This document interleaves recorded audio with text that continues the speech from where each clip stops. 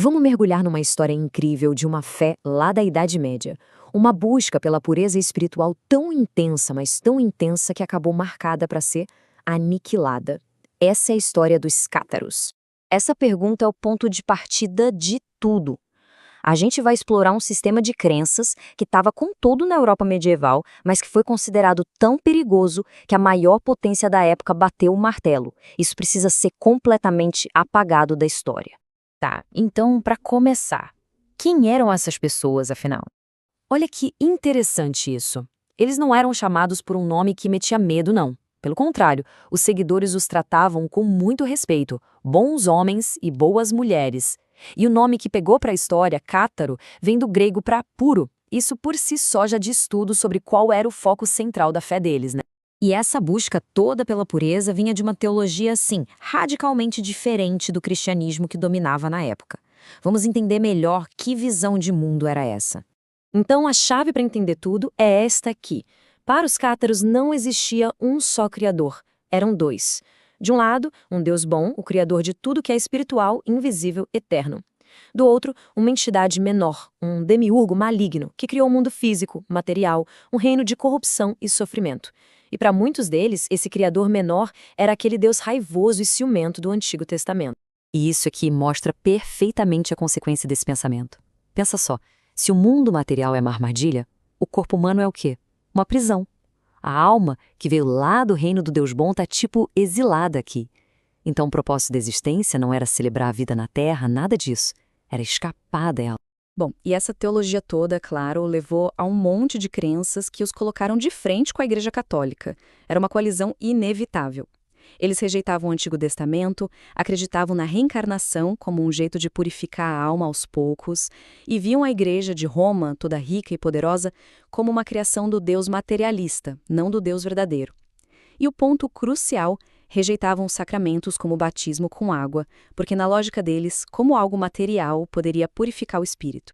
Ok, mas como é que essa crença tão radical se aplicava no dia a dia? Como era, na prática, a vida de um cátaro? A sociedade deles tinha basicamente dois níveis. A imensa maioria era o de credentes. Eles viviam vidas normais, trabalhavam, casavam, mas seguiam a doutrina e apoiavam a elite espiritual. Essa elite eram os perfecti, ou os perfeitos. Ah, esses sim eram os puros de verdade. Viviam uma vida super rigorosa, eram vegetarianos, celibatários e totalmente dedicados à não violência. E a transição para se tornar um perfeito, ou para um crente no leito de morte garantir a salvação, era feita com o único sacramento que eles tinham, o consolamentum. Era um batismo do Espírito, sabe? Feito só com a imposição das mãos. Para eles era o único ritual que importava, porque tocava a alma diretamente, sem a intermediação do mundo material, que consideravam corrupto.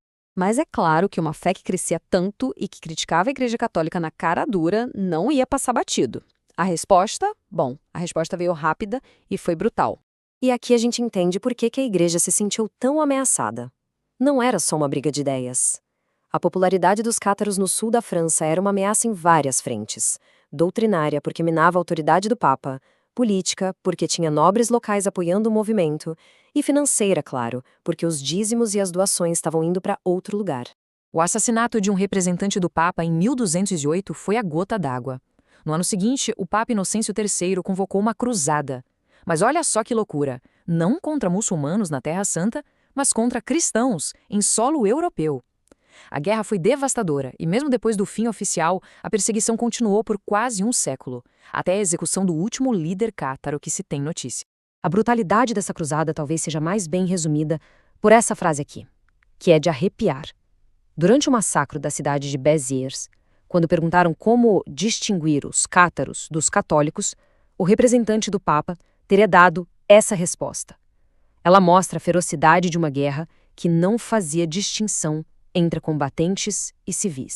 E depois da guerra, veio uma ferramenta de repressão ainda mais metódica, a Inquisição. Foram criados tribunais com um único propósito: caçar os hereges que sobraram. Usando denúncias, processos secretos e tortura, a Inquisição trabalhou sistematicamente para arrancar a fé cátra pela raiz, para garantir que ela jamais voltasse a florescer.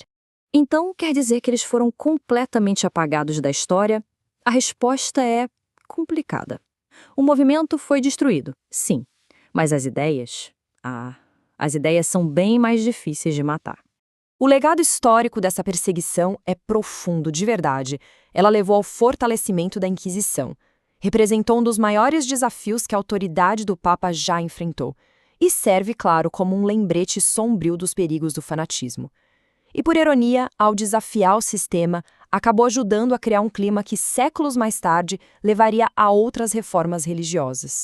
Mas talvez o mais fascinante de tudo é isso. Mesmo quando você tenta sufocar uma ideia, ela não morre. Ela fica ecoando pelo tempo, sabe? E acaba sendo reinterpretada, reimaginada de formas surpreendentes.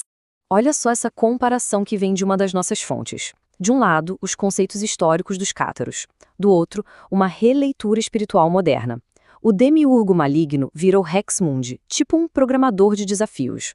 O Deus bom é reimaginado como uno primordial, a fonte de tudo. E Cristo deixa de ser uma figura isolada para fazer parte de uma linhagem de mentores iluminados, como Buda e outros. A grande virada aqui é de perspectiva.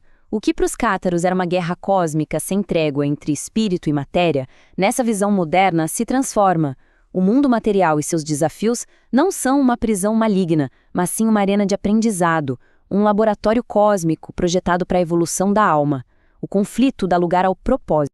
O que nos deixa com uma última pergunta para refletir. A tentativa de erradicar os cátaros não conseguiu apagar suas ideias. Na verdade, a brutalidade da perseguição talvez tenha garantido que a memória deles e as questões que levantaram nunca fossem esquecidas. E isso nos leva a pensar. Ao tentar destruir uma ideia, será que na verdade estamos garantindo que ela se torne imortal?